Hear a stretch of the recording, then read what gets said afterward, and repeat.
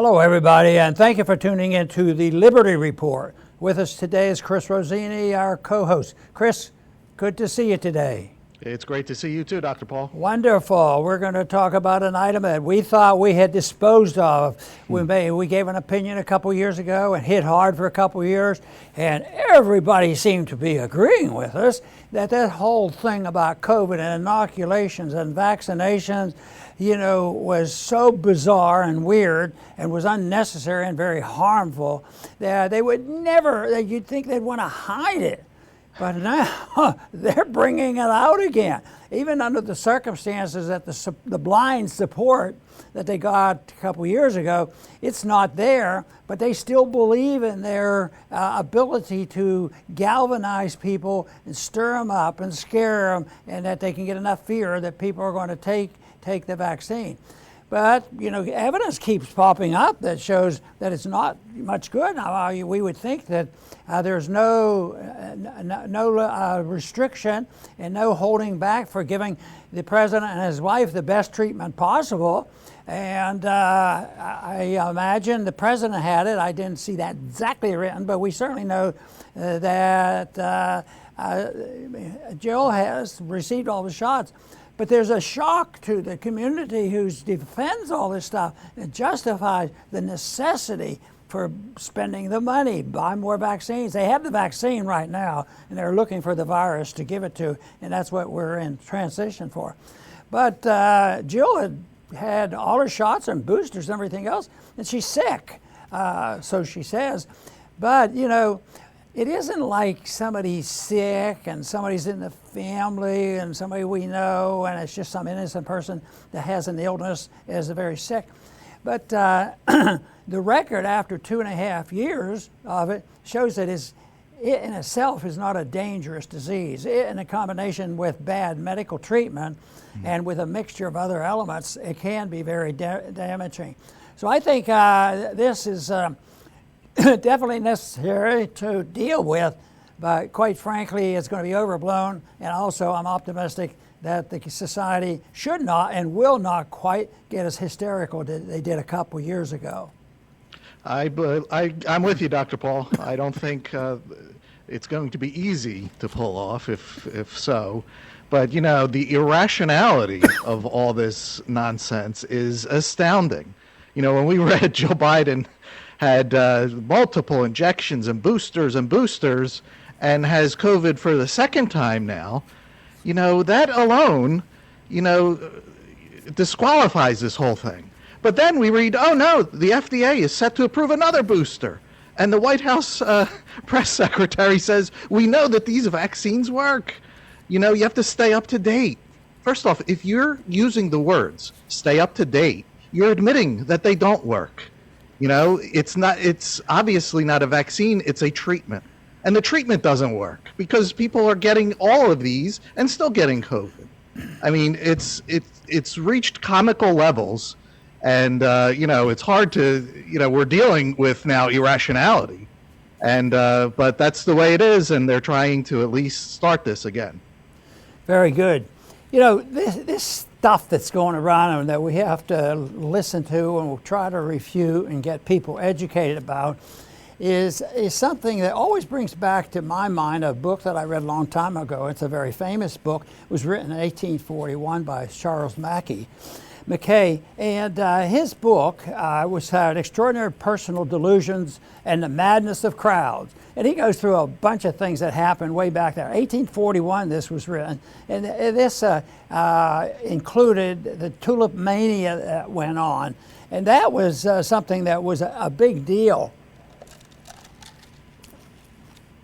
So here we have this one right now. Now, McKay's final decision on it was the crowds go mad in herds. They get up and just mobs, and they all make mistakes. But coming back to common sense comes about one by one. That's a different story, so we have to work that into our expectations. Chris? That's true, Dr. Paul. We notice this in stadiums with sports. You'll have two people that go to a game, they support the opposing teams, and they'll get into a fist fight with one another. They're in a big crowd, and they'll start beating each other up. Now, take the crowd away, and these two people most likely would not do such a thing. But when you're in a crowd, and when you have that collective mentality, and you ditch your own individuality, you do things that are stupid, and that's why it's called the madness of crowds. And that's why propaganda is concerned about the masses. It's not concerned about each and every individual, because it's not going to get each and every individual, but it wants mass hysteria, mass fear. So that's why there is such a thing as madness of crowds, because individuals they ditch their own reason in order to follow what they see other people doing. COVID was a perfect example of that. People did some atrocious things, in the name of COVID.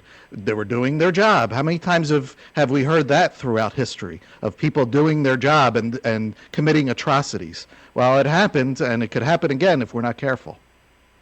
That's always the thing that all of us think about, is if it's so obvious to us that some of this just doesn't make any sense, and they even have the support from very reputable and trustworthy scientists and doctors on our side of this argument, but the numbers and the people who have the power and the control and own the pharmaceutical companies, it's just so overwhelming. You think, why? What is their strategy?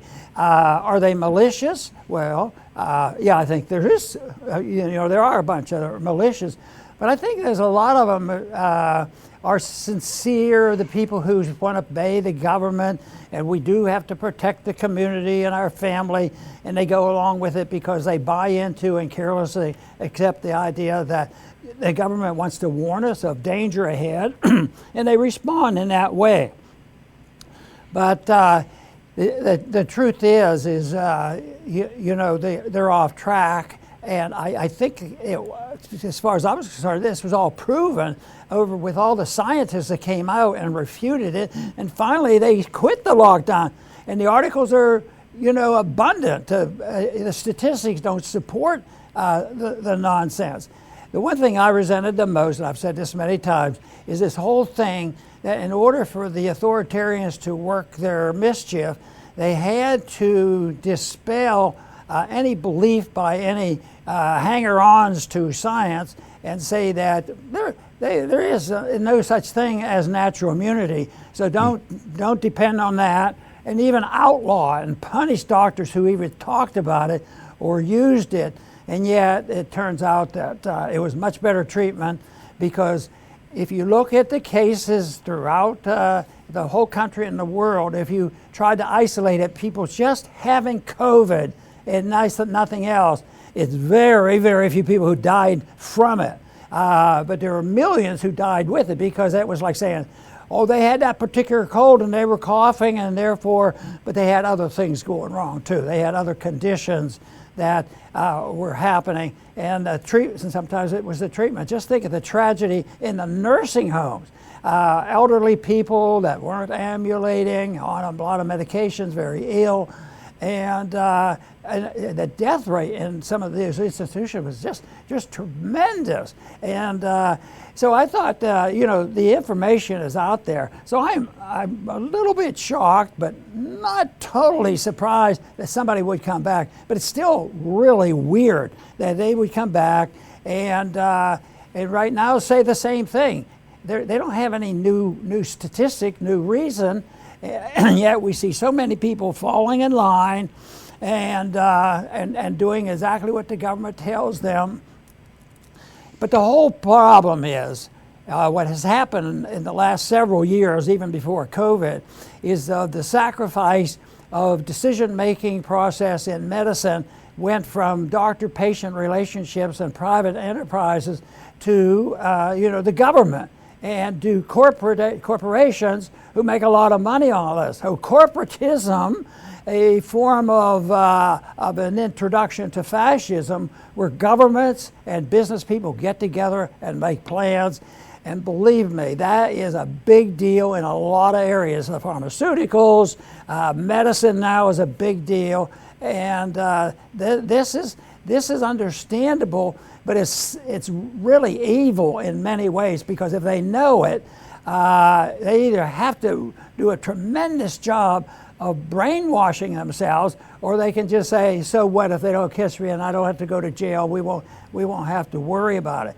But it's also part of this system that I've complained about, is that people operate when governments get out of control, and there's so much power and distortion in it, is they get by and they want to reject the idea, and the people who would say, well, it's not true, and it's not justified, it's not trustworthy, it's not right.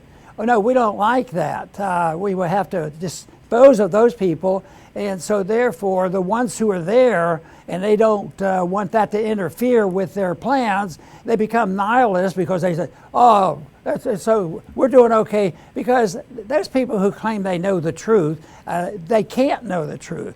And it is true that there's no one person or one system that knows all the truth. Matter of fact, all of life for 5,000 to 6,000 years of recorded history has been modified by individuals always trying to sort out right and wrong, and understanding that there was a higher law, natural law, that's quite a bit different than when government takes over controls and eliminates the individual from making these decisions. You end up with medical care that's messed up. You end up with a government that gets messed up, a Department of Justice that gets messed up.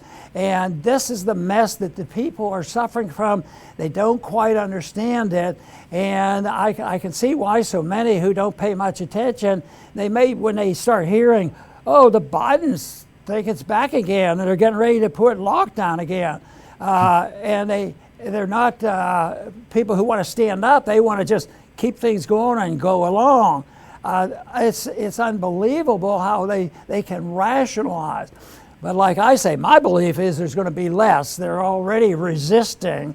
But the only tool we have is trying to expose and give the people the truth of things, and that eventually you can win over. The one thing about Mackey had said in his book was, yes, they go mad in herds, and yet the recovery to their senses goes one at a time.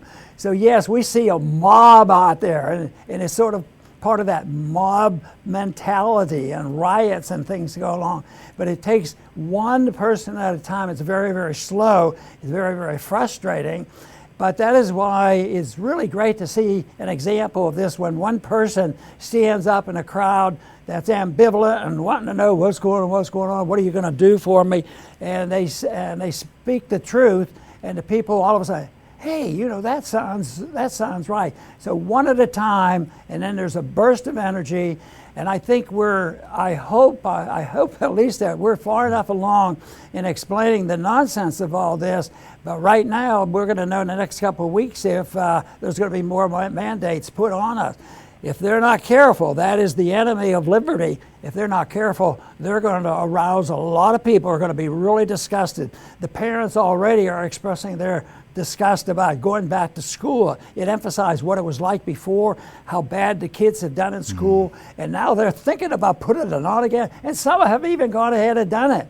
So, and our tool can't be taking over the government control of medicine. It's a problem. Or government schools being instituted. That's the problem. But truth is the only answer that we have.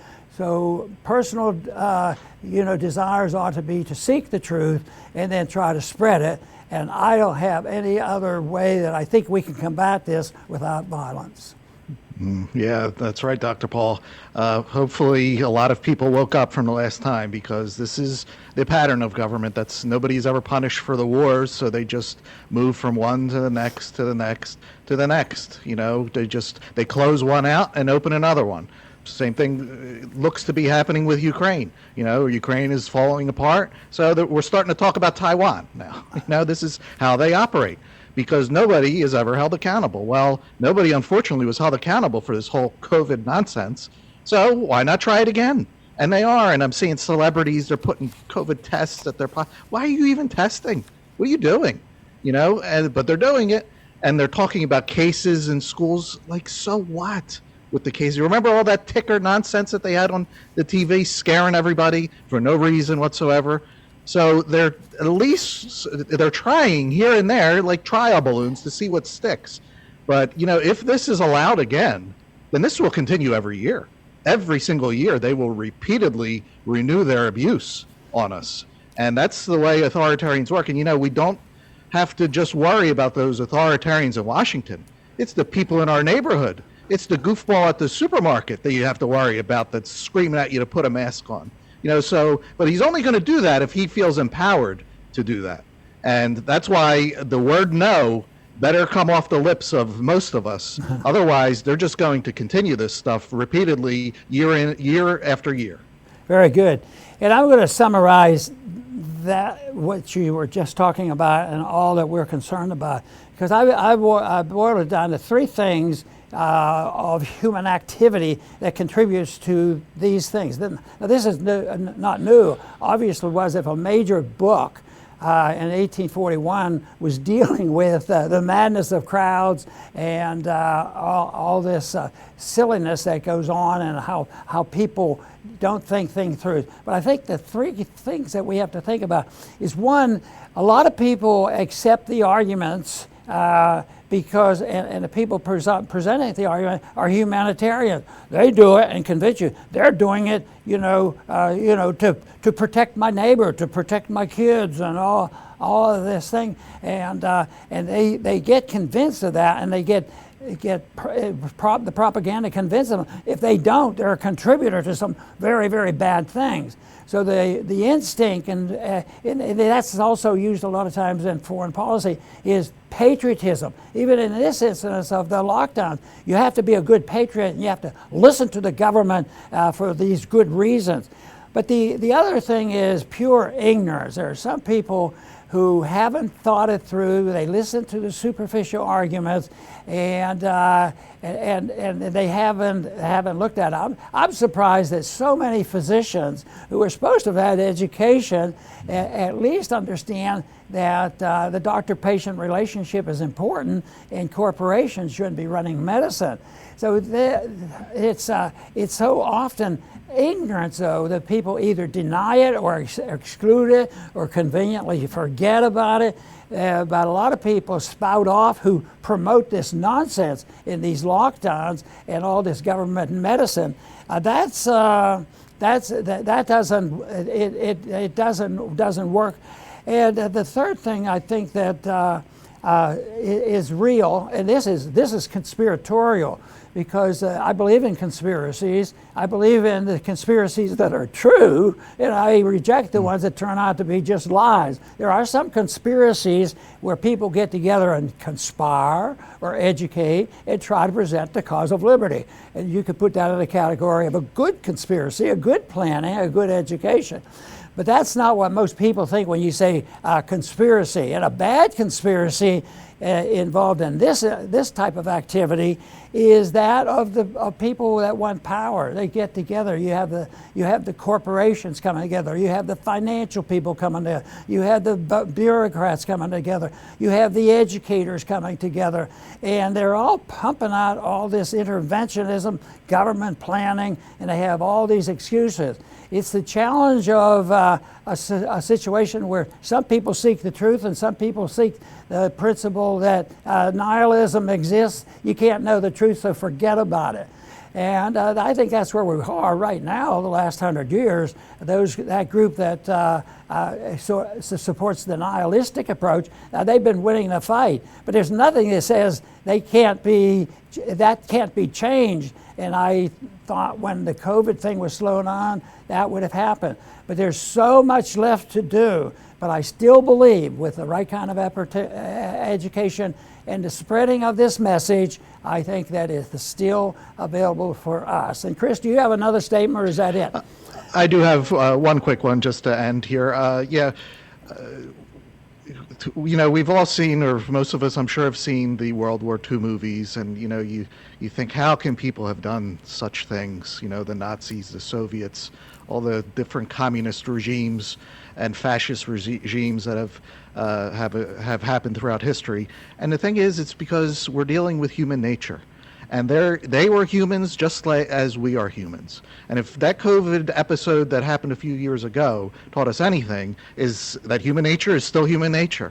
People will do atrocious things. They were trying to, and started in certain cities, vaccine passports. You had to prove that you took a shot that doesn't work in order to participate in society. Everybody else was unclean, and you had to wait outside, for your order to be brought out to you. And who knows where they would have taken that if they were, if the vaccine did work, So it just shows that here in America, human nature still prevails, that liberty has to be defended vigilantly. The people that started this country, they embrace the ideas of liberty. But, as new generations come in centuries later, you could throw the whole thing away if you want, So, but we advise and hope that never happens, because they did something really good, and it would be nice to live in a free society. It would be nice to not have to complain about this. But, today the authoritarians dominate. They will always be around, authoritarians. There's no eliminating negativity or bad things or evil, but you can push it to the fringes. You can keep it at bay. And if that's the best we can do, then that's the best we can do. But we better start moving in that direction, because right now we're losing, and they feel very bold in what they can do, and they feel like they could just, let's do it again. So, we're talked about the madness of crowds. The antidote to that is to think. We have the ability to reason as individuals. You do not have to follow the crowd. We don't even have to tell the people that watch this show this, because there are a lot of smart people watch this show. But we can't just know the ideas. You have to speak them. That's the other side of the coin. You can't just educate yourself. You have to speak it, because this world needs it a lot. One of the arguments against what we believe in will come from the opposition. They'll say, yes, if you're going to leave it up to the patient finding a doctor and taking care of himself,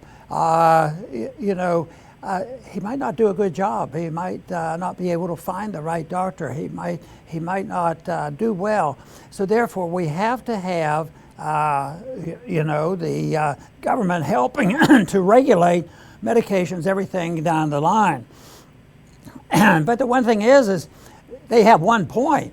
If you're responsible for your own upkeep and your own freedom and safety and education, everything else, rather than the government, yeah, it's true. It won't be a perfect world, and some will mess up because some are, not very conscientious about it, and that'll be a problem. And but there'll be a stronger motivation for them to do something about it, because there are a lot of resources. Amazingly, when the government's not there, they come about to help people. So, but the thing of it is, if people have their liberties and they make a mistake, let's say they took a medication or refused to take it, and let's say they do something that was harmful to them. That hurt themselves. Their decision hurted themselves, and that's one thing. And the idea that, if we had government, that would have prevented it. No, it does exactly the opposite. You get Dr. Fauci making all the decisions for everybody, and he becomes like a tyrant, and he can rule. So the mistakes made by whether it's Dr. Fauci or the system of government, making sure that we're safe. And it's this whole idea that the government has to make us safe. The truth is governments can't make us safe. They can provide a system of government under which we can live, where we are the safest. Because I think, recognition as the Second Amendment might make us safer than, the police forces in San Francisco. I mean, what have some of these cities done? They've destroyed it, and I guess we better defund them, stuff like that. So what they do is so much disastrous. but they lack the confidence that liberty can work. It works the best of anything. Tyrants are not the answer to the problems that we have. And that is a true story on interpersonal relationships, economic relationships, and also international relationships. That we ought to do this with freedom in mind, that things should be done in a voluntary way. So if you're ready to get into an association with another person or group or whatever, if both sides agree on what the terms are, just think if we had honorable people, there would be no problem. But what if you introduce this third factor, which is the government? Are we going to trust the government? Well, a lot of people have, and a lot of people still do. But we also have 68% of the people now, or more, in this country, they don't even believe the government when they come on. That's why, Chris, I linger and keep thinking that maybe they won't believe their nonsense when they come out and they say, "Oh yeah, we have a new drug." They're not saying we have a new drug and we need to test it. We need to use it because we've already bought it. You know, they will be not as willing to go along with that. But I think the best we can do is say we will seek the truth and do the best we can to understand it and pass the message along. I want to thank everybody for tuning in today. Please come back to the Liberty Report soon.